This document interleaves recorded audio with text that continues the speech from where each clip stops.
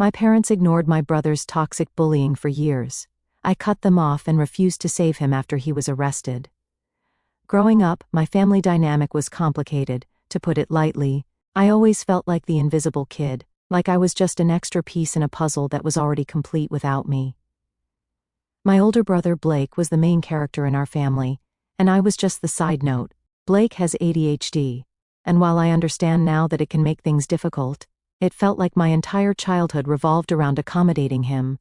I don't remember a time when Blake wasn't the center of attention. It's like he had this gravitational pull, and everyone, especially my parents, orbited around him. From the moment I was born, it was clear that Blake didn't want me there. He was 5 years old, and instead of being excited about having a little sibling, he seemed to hate me on sight. Blake's jealousy started early. I was too young to remember the details, but my mom would tell stories about how he'd throw massive tantrums whenever she or my dad gave me any attention. As I got older, I started noticing it myself. If I was playing with a toy, Blake would snatch it out of my hands, even if he didn't actually want it. It was like the simple fact that I was enjoying something made him furious. Birthdays were the worst. You know how birthdays are supposed to be a big deal when you're a kid? A day where you get to feel special? Not for me. Blake made sure of that. Every single year, he'd throw some kind of fit. He'd cry, scream, knock over the cake, or just make a scene in front of everyone. My parents' reaction? Blake doesn't mean it, he's just overwhelmed, or you know how Blake gets. I didn't even care about the presents after a while. I just wanted one day where I wasn't overshadowed by Blake's drama. But it never happened. Even when I was older and tried to advocate for myself, it was like my parents didn't hear me. Blake always came first. When I was little, I tried to brush off Blake's behavior because, well, I didn't know any better. But as I grew older, it became clear that he wasn't just difficult, he was a bully. He'd push me, shove me, or knock things out of my hands for no reason other than to assert his dominance. He bit me a few times too, and while I know that sounds ridiculous now, it was genuinely terrifying as a kid. My parents would say, "Oh, he's just being a big brother, or you'll understand when you're older." Spoiler alert, I don't understand and I never will. The worst part wasn't even Blake's bullying, it was the fact that my parents let him get away with it. Every time I told them how much it hurt, they just shrugged it off. "Blake's special, you need to be patient with him." Patience. That word makes my skin crawl now because it was always directed at me, not at him. Why wasn't he the one who needed to learn patience? Why wasn't he taught to control himself? I think what hurt the most was that they made me feel like my feelings didn't matter. If I cried after Blake hit me or screamed at me, they'd comfort him, not me. "He didn't mean it," they'd say over and over. It's like they thought I was the problem for not being more understanding. I remember sitting in my room sometimes, crying and wondering if I was being dramatic. Maybe I was too sensitive. Maybe I was the one in the wrong. But deep down, I knew it wasn't fair. Blake's behavior wasn't just limited to me, though. He struggled socially too. He never had many friends, and my parents would try to set up play dates for him. Those were disasters. He'd act out, make the other kids uncomfortable, and then they wouldn't want to come back. My parents always seemed more embarrassed for him than concerned about how his actions affected others. Meanwhile, I learned early on to keep my head down and avoid rocking the boat. I became the good kid because I didn't want to add to their stress. But being the good kid didn't mean I got rewarded, it just meant I was ignored. I longed for a normal sibling relationship, the kind you see in movies where brothers or sisters look out for each other. I wanted a protector, not a tormentor. Instead, I got Blake, who seemed to delight in making my life miserable. One of the most vivid memories I have is from when I was about 13. I begged my parents to take me on a trip to Disneyland, just the three of us. For once, I wanted something special that didn't involve Blake. After days of pleading, they finally agreed. The plan was to leave Blake with our grandparents for 3 days and have some one-on-one time with me. I was so excited, I couldn't sleep the night before. But when Blake found out about the trip, he lost it. He screamed, cried, and even threw things around the house. He got in my face, yelling that he'd kill me if I tried to steal our parents from him. I'll admit, I was scared. I didn't know what he was capable of. My parents, instead of standing up for me, begged me to let him come along. "It's the only way to calm him down," they said. I caved. I didn't want to, but the guilt-tripping worked, and just like I feared, the trip was a disaster. Blake refused to ride any of the rides and spent the entire time clinging to my mom. He complained about the crowds, cried about the noise, and ruined what should have been a magical experience for me. I'll never forget how crushed I felt that day. It was supposed to be my moment, and instead, it became another chapter in the Blake show. By the time I was a teenager, I started realizing just how much my family dynamic had shaped who I was, and not in a good way. It's like every year that passed, I could feel the resentment building. Blake was Blake, and nothing was ever going to change that. But my parents, they were the ones who had the power to make things better, to set boundaries, to protect me. Instead, they just let everything slide. I started to think about what life might look like if I could just get away. It wasn't a sudden realization, but more of a slow burn. Little moments kept adding up. Like the time Blake smashed one of my school projects because I was getting too much praise for it, and my mom didn't even bother to reprimand him. Or when my dad lectured me about being more understanding after Blake shoved me into a wall because I wouldn't give him the TV remote. I spent a lot of time in my room, thinking about how unfair it all felt. My parents weren't bad people, they were just completely blind to what they were doing. They thought they were helping Blake by letting him act however he wanted, but all they were doing was enabling him, and while they were so focused on him, I was falling through the cracks. I knew I had to leave eventually. It wasn't even a choice anymore, it was a necessity. I started thinking about college as my way out. Not just any college, though. I wasn't going to stick around in our small town where my parents could guilt-trip me into coming back home every weekend. I needed to get far away, where I could finally start living for myself. I didn't want to be the person who spent their whole life cleaning up after someone else's messes. When I was 17, I started applying to schools, focusing on ones that were as far away as possible. I'd stay up late researching campuses, trying to imagine what it would feel like to have my own space, my own life. It was like planning an escape route, and I put everything I had into it. Of course, my parents weren't happy when they found out. I still remember the night I told them. We were sitting at the dinner table, and I casually mentioned that I had applied to a university on the other side of the country. My mom froze mid-bite, and my dad put down his fork like I just told them I was moving to Mars. "Why would you want to go so far away?" my mom asked, her voice already starting to rise. "You have great schools right here. What's wrong with staying close to home?" I tried to keep my cool. "I just want to experience something different. I think it would be good for me." That's when my dad jumped in. "Blake needs you here. You know how hard things are for him. You can't just leave him like that." That comment hit me like a punch to the gut. Blake needs me? What about what I needed? I looked at them both, trying to find the right words to explain how much I was suffocating in that house. But I knew they wouldn't understand. They never did. "I'm not responsible for Blake," I said as calmly as I could. "I need to live my own life." That's when the conversation took a turn I'll never forget. My dad, clearly frustrated, blurted out something I don't think he even meant to say. "We had you so that Blake would always have someone to take care of him." I stared at him, my stomach dropping like a rock. My mom immediately jumped in, trying to backtrack. "He doesn't mean it like that," she said, her voice shaking. "Of course we love you. You're just part of the family plan." Part of the family plan? I don't know if they realized how much damage those words did, but in that moment, everything clicked for me. My whole life I'd felt like I was second place to Blake. Now I knew why. I wasn't just second place, I was a backup plan. I didn't say much after that. What could I say? The idea that my parents didn't see me as my own person, but as an extension of Blake's care, was too much to process. I excused myself from the table and went upstairs, closing the door behind me. That night, I made a promise to myself. No matter what it took, I was going to leave. I wasn't going to let my parents' expectations trap me in a life I didn't want. I didn't care if they called me selfish or ungrateful, or whatever else they wanted to throw at me. For once, I was going to put myself first. The next few months were a whirlwind. I threw myself into my schoolwork, determined to get the grades I needed for a scholarship. I started saving every penny I could from my part-time job, even though it wasn't much. And when acceptance letters started coming in, I didn't tell my parents right away. I wanted to have a plan in place before I broke the news. When I finally told them that I'd been accepted to a university across the country, they didn't take it well. My mom cried, my dad tried to guilt-trip me, saying I was abandoning the family. They even threatened to cut me off financially, which was laughable considering they hadn't saved much for my college fund to begin with. But I didn't care. I had already talked to my grandparents, who were the only ones who truly understood me. They offered to let me stay with them until I was ready to leave for school, and even said they'd help me with some of the costs. It wasn't ideal, but it was enough. The day I packed my bags and left for my grandparents' house was the first time I felt like I could breathe. My parents tried one last time to convince me to stay, but I didn't look back. I knew I was doing the right thing.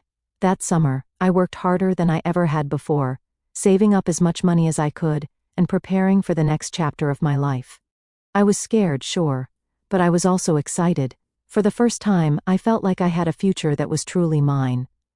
Looking back now, I realized that leaving wasn't just about escaping Blake or my parents' expectations. It was about finding myself, about proving to myself that I was more than just an afterthought in someone else's story.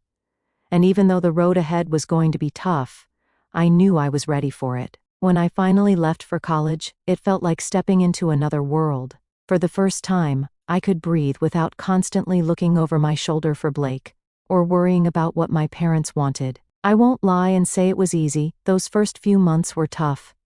But it was the freedom I had been craving my entire life. The hardest part was figuring out how to make ends meet. My parents followed through on their threat to cut me off financially, not that they had much to offer anyway, but it still stung knowing they were serious about it. It wasn't just about the money, it was about how little they valued me as a person. I didn't hear from them after I left. Not even a single call or text to see if I was okay. They made it clear that if I wasn't willing to play the role they had planned for me, I wasn't worth their time. Thankfully, my grandparents had my back. They let me stay with them for the summer before I left for school, and even helped cover some of the costs to get me started. My grandpa gave me this long speech about how I should never feel guilty for leaving, and how proud he was of me for wanting to chase my dreams. It was the kind of support I'd never gotten from my parents, and I think it's the only reason I didn't completely fall apart. When I got to campus, I realized just how unprepared I was for the real world. Most of the kids around me seemed to have it all figured out. They had supportive families, money to spend, and no clue what it was like to go it alone. Meanwhile, I was juggling part-time jobs, student loans, and the overwhelming feeling that I didn't belong. I worked as a server at a diner near campus, pulling late shifts to make rent and afford textbooks. There were nights I'd come home so tired I could barely stand, but I knew I didn't have a choice. I had to make it work because there was no safety net waiting for me if I failed. Despite all the stress, I loved being on my own. No one was breathing down my neck, telling me to be patient with Blake, or guilting me into doing something I didn't want to do. For the first time in my life, I was in control. Wasn't just about financial independence, though. Emotionally, I was finally starting to unpack everything I'd been through growing up. I didn't realize how much damage my family dynamic had done until I was away from it. In high school, I was always so focused on surviving day-to-day life that I never had the time to process how I really felt. But in college, there were nights I'd lie awake in my tiny dorm room, replaying memories in my head and trying to make sense of it all. One thing that stuck with me was how little my parents had tried to support me once I left. I wasn't expecting them to beg me to come back or anything, but the complete silence was deafening. I used to think that deep down they cared about me in their own way, but after months of not hearing a word from them, I started to question if that was true. Did they ever care about me, or was I really just an accessory to Blake's life, like my dad had said? Meanwhile, I started to hear bits and pieces about what was going on back home from my grandparents. Blake wasn't handling my absence well. Without me there to absorb his anger, he started acting out in new ways. My grandparents told me he had started bullying neighborhood kids, throwing tantrums over the smallest things, and generally making life miserable for everyone around him. Part of me felt guilty, like maybe I'd made things worse by leaving, but another part of me felt relieved. For once, it wasn't my problem to deal with. Despite everything, I started to thrive in my new environment. I made a few close friends, people who didn't know about my past and just liked me for who I was. It was refreshing to be around people who didn't treat me like I was invisible or expect me to constantly put someone else's needs ahead of my own. Slowly but surely, I started to feel like I was becoming my own person. Academically, I worked my ass off. I wasn't the smartest person in the room, but I was determined to prove to myself that I could succeed on my own terms. Every A I earned felt like a middle finger to my parents. Like I was showing them I didn't need their approval or support to make something of myself. I didn't just want to survive, I wanted to thrive. By the time I graduated, I had a degree, a job lined up, and a sense of accomplishment I'd never felt before. My grandparents were there at my graduation, cheering me on from the stands. My parents? Not a word. I didn't expect them to show up, but it still hurt. It was another reminder of how little I meant to them outside of my role in Blake's life. After graduation, I moved to a new city and started my first real job. It wasn't glamorous, but it paid well. And for the first time, I didn't have to worry about money every second of the day. I was finally able to start paying off my student loans, and more importantly, begin repaying my grandparents for the financial help they'd given me over the years. They never asked for a dime back, but it mattered to me to show them how much I appreciated everything they'd done. Meanwhile, I kept hearing updates about Blake from my grandparents. His behavior was getting worse, and my parents were struggling to manage him. He had started targeting the neighborhood kids, throwing water on them, and yelling at them to stay off his street. Eventually, one of the parents had enough and called the police. Blake was arrested for harassing children, and my parents had to bail him out. Hearing about it didn't surprise me, but it did make me sad. Blake was still the same person he'd always been, and my parents were still enabling him. Through all of this, my parents never reached out to me, not even once. It's like they had written me off completely, and honestly, I was okay with that. I didn't need them in my life anymore. I had spent so much of my childhood trying to earn their love and approval, and I was done. I was finally living for myself, and it felt amazing. Of course, that silence wouldn't last forever. One day, out of the blue, my phone rang, and I saw my dad's number on the screen. After 6 years of nothing, they were reaching out. I didn't know what to expect, but I had a feeling it wasn't going to be good. At first, I thought it might have been an accidental call, but something in me couldn't let it go. I stared at my phone for a few seconds, debating whether to answer. Against my better judgment, I picked up. "Hello?" My voice was cautious, almost shaky. "Hey, it's Dad." His voice sounded older, more tired. "How are you doing?" It took me a second to respond. I mean, how do you even answer a question like that from someone who hasn't spoken to you in years? "I'm fine," I said, my tone neutral. "What's going on?" He hesitated. That's when I knew something was up. My dad wasn't the type to beat around the bush unless there was bad news involved. "Your mom and we've been talking, and we think it's time we put everything behind us. We miss you, and we want to make things right." I didn't say anything at first. My brain was working overtime, trying to figure out what angle they were playing. Why now? Why after 6 years of nothing? I wasn't buying the whole "we miss you" act. "That's nice," I said, keeping my tone flat. "But what do you really want?" He sighed like he was disappointed I didn't fall for his script. "Look, we've had a hard time lately. Blake's gotten into some trouble." There it was. I knew it wasn't about missing me or wanting to reconnect. It was about Blake, just like everything else in my life had been. "What kind of trouble?" I asked, already dreading the answer. He hesitated again before launching into the story. Apparently, Blake's antics had escalated to the point where the neighbors were fed up. He'd been harassing kids in the area, throwing water at them and yelling at them to stay off the street. Eventually, the parents got involved, and one of them called the police. Blake was arrested, and now he had a court date coming up. "Okay," I said slowly. "And why are you telling me this?" "We need your help," he said bluntly. "Your mom and I are at our wits' end.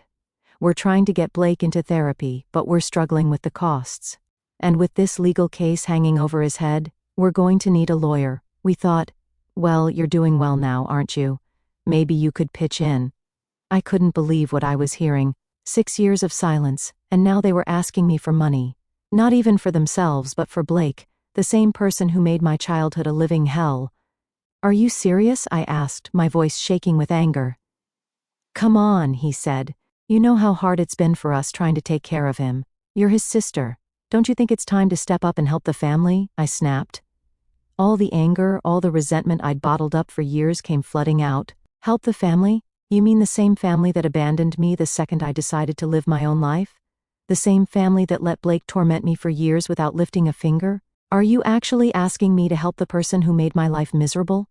My dad tried to interrupt, but I wasn't done. "You didn't care about me when I needed you. You didn't call me once in 6 years and now you want me to swoop in and fix everything? No, absolutely not. There was silence on the other end of the line. Then my dad said, "We're sorry, okay? We know we messed up. But Blake is struggling, and we don't know what to do. Can't you find it in your heart to forgive us and help out?" I laughed bitterly. "You think this is about forgiveness? You think an apology is enough to erase years of neglect and abuse? You don't get to apologize and expect me to save the day. I'm not Blake's caretaker, and I never will be. That's your job, not mine." I hung up before he could say anything else. My hands were shaking, and I had to sit down to calm myself. I wasn't sure if I was more angry or hurt. They had some nerve calling me after all these years and acting like I owed them something. Later that night, my mom sent me a long text message. It was full of apologies and promises to do better. She admitted they should have handled things differently when we were kids, and that they regretted how they treated me. But she also doubled down on asking for my help, saying that Blake's situation was dire, and that they couldn't do it alone. I didn't respond. I didn't know how to. Part of me wanted to tell them to go to hell, but another part of me felt guilty, even though I knew I shouldn't. I spent the next few days trying to sort through my feelings. Was I being too harsh? Should I give them another chance? Or was this just another manipulation tactic to drag me back into the chaos I'd worked so hard to escape? But every time I started to doubt myself, I thought back to the years I spent begging for their support, only to be dismissed. It wasn't just about Blake's bullying. It was the constant message that my feelings didn't matter, that I was secondary in my own family. I wasn't ready to forgive them. Not when they only reached out because they needed something. That week, I had a long conversation with my grandparents. They had always been my safe haven, and I needed their perspective. I told them everything, how my parents had called, how they wanted financial help for Blake, and how angry I felt about the whole thing. My grandpa listened quietly, nodding as I vented. When I finally stopped to catch my breath, he said something that stuck with me. "You don't owe them anything," he said firmly. "They made their choices, and now they're dealing with the consequences. It's not your job to clean up their mess."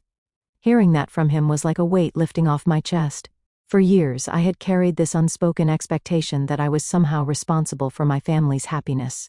But the truth was, I had done everything I could. I had spent my entire childhood accommodating Blake, sacrificing my own needs to keep the peace. I had given enough. Even so, I couldn't completely ignore what my parents were going through. Over the next few weeks, I kept tabs on the situation through my grandparents. They told me that Blake's court date was coming up, and that my parents were scrambling to figure out how to handle it. Apparently, they had met with a lawyer who told them Blake might avoid jail time if he agreed to court-mandated therapy. That sounded like a good thing, but my grandparents were skeptical. They didn't think my parents would follow through with it, especially since they'd resisted getting Blake professional help for years. "Your mom still thinks she can handle him on her own," my grandma said. "She's too proud to admit she's in over her head." Hearing that made me sad, but it also made me angry. My parents had spent years enabling Blake's behavior, refusing to hold him accountable for anything. And now they were dealing with the fallout of their own choices. They were desperate for help, but not because they wanted to make things right with me. They wanted me to step in and fix things for them, just like they had always expected me to do. That realization helped me solidify my boundaries. If my parents truly wanted to repair our relationship, they needed to prove it wasn't just about Blake. They needed to acknowledge the years of neglect and pain they caused me and make an effort to change. I wasn't going to be their backup plan anymore. A few weeks later, my grandparents told me that Blake's court date had come and gone. The judge had ordered him to attend therapy and issued a restraining order that required him to stay away from the neighborhood kids he had been harassing. My grandparents seemed cautiously optimistic, but I wasn't holding my breath. Therapy could help, sure, but only if my parents actually supported the process. Given their track record, I wasn't convinced they'd follow through. Meanwhile, my parents hadn't tried to contact me again. At least, not directly. My grandma mentioned that my mom had been venting about me during one of their conversations. According to her, my mom was frustrated that I hadn't responded to her message and felt like I was punishing them by staying distant. When my grandma told me that, I just shook my head. It wasn't about punishment, it was about protecting myself from more hurt. Still, I couldn't shake the feeling that this wasn't over. My parents were too stubborn to let things go, especially when it came to Blake. And sure enough, a few days later, I got a message from a number I didn't recognize. It was my dad using a new phone to reach out. The message was short and to the point. "Sorry if we upset you, we just want to talk, please give us a chance." I stared at the message for a long time, debating whether to reply. On one hand, I was curious. Had they really changed? Did they genuinely want to mend things, or was this just another attempt to rope me back into their drama? On the other hand, I didn't want to open the door for more manipulation. I'd worked so hard to build a life away from their chaos, and I wasn't sure I was ready to risk it. In the end, I decided not to respond. I wasn't ready to face them yet, and I wasn't going to let guilt dictate my choices. If they truly wanted to make amends, they would have to prove it through their actions, not just words. After ignoring my dad's latest attempt to reach out, I finally felt like I was beginning to close a chapter in my life that had been left open for too long. My childhood and teenage years had been defined by my family's dysfunction, but now, I was in control. Still, that didn't mean the emotions disappeared overnight. There was a lot I had to process, and the journey to truly moving on was far from easy. A few weeks after my dad's text, I got an update from my grandparents about how things were going back home. Blake had started his court-mandated therapy, but not without resistance. Apparently, he had thrown a massive fit before his first session, yelling that he didn't need help, and that everyone else was the problem. My grandparents said my mom had to practically drag him out of the house to get him there. Hearing about that didn't surprise me. It was classic Blake behavior. But it did make me feel a strange mix of emotions. On one hand, I was relieved he was finally being forced to confront his issues. On the other hand, I couldn't help but wonder if therapy would actually help him, or if it was too late for meaningful change. Years of enabling don't just disappear because of a court order. Meanwhile, my parents were still struggling financially. Between Blake's legal fees, the fines they had to pay, and the cost of therapy, they were barely keeping their heads above water. My grandparents mentioned that they'd had to step in a few times to help cover expenses, even though my parents hadn't asked directly. My grandparents didn't seem happy about it, but they said they couldn't stand by and watch my parents sink. I felt bad for my grandparents. They'd already done so much for me, and now they were being dragged into my parents' mess. I told them they didn't have to keep me updated if it was too stressful for them, but they insisted. "You deserve to know what's going on," my grandma said, "even if you're not involved." Despite everything, my grandparents were still encouraging me to maintain some kind of distance. They knew how much pain my parents had caused me, and they didn't want me to get sucked back into that dynamic. "They need to learn how to stand on their own," my grandpa said, "and you need to keep living your life." I still heard updates from my grandparents every now and then. They told me that Blake's therapy sessions had been rocky, but that the therapist was optimistic about his progress. My parents, meanwhile, were still trying to repair their reputation in the neighborhood, after everything that had happened with Blake and the local kids. It sounded like they had a long road ahead of them, but that was their journey to navigate, not mine. As for me, I started making plans for the future. I'd been saving up for years, and I was finally in a position to travel, something I'd always dreamed of but never had the chance to do. I booked a trip to Europe, just me with a backpack, and the thought of exploring new places on my own was both exciting and terrifying. Before I left, I made sure to visit my grandparents. I wanted to thank them for everything they'd done for me, for their support, their love, and their unwavering belief in me, even when my parents didn't. We spent the day reminiscing about old times, and my grandpa gave me one of his famous pep talks before I left. "You've been through a lot," he said, "but you've come out stronger because of it. Don't let anyone take that away from you." As I boarded the plane for my trip, I thought about how far I'd come.